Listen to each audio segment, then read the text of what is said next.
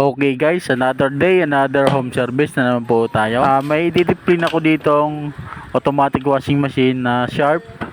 3 years na siyang hindi nalilinisan. So, ayun, tingnan natin kung gaano na ito kadumi.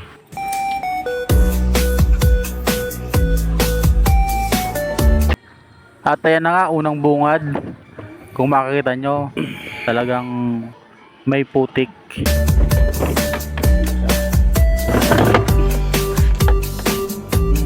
Alright, natanggal na rin. Napakatigas ng tanggalin. So ito makikita nyo, talagang napakadumi na.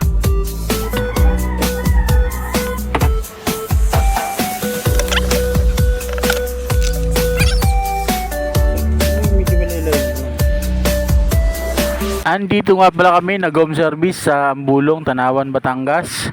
Kung naghahanap kayo ng legit technician na magdi-deep clean o kaya magre-repair sa inyong automatic washing machine o kaya manual, ay huwag kayong mahiyang mag-message o kaya mag-comment sa video kong ito para ma-schedule natin ang repair o kaya deep cleaning.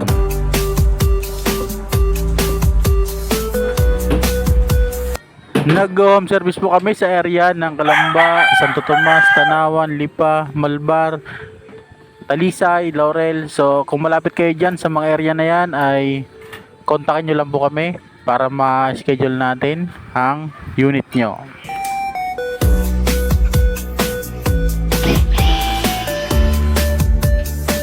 Kung may automatic washing machine ka, kapag umabot na ng 1 taon, ay pa-deep clean mo na agad dyan. Huwag mo nang antayin dumami pa ang dumi, kasi makaka-apekto pa rin yan sa damit nyo kapag madumi ang washing.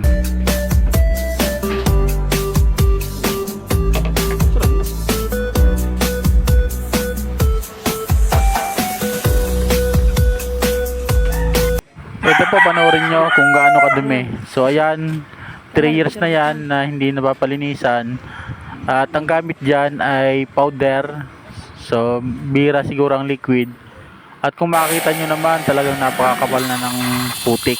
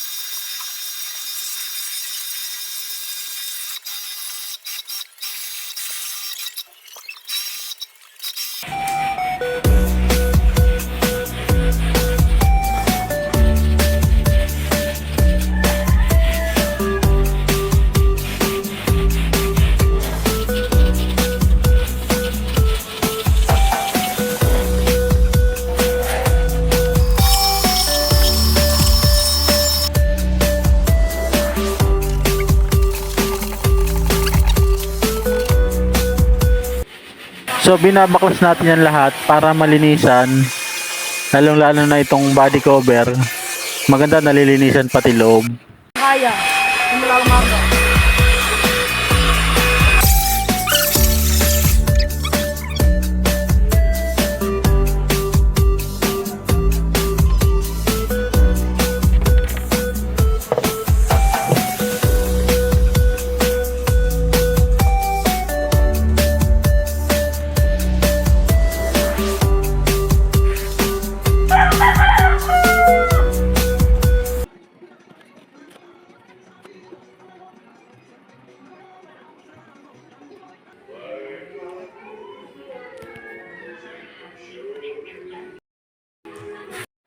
At ito na nga, tinetesting na natin. So far so good, okay naman yung unit. Gumagana na naman.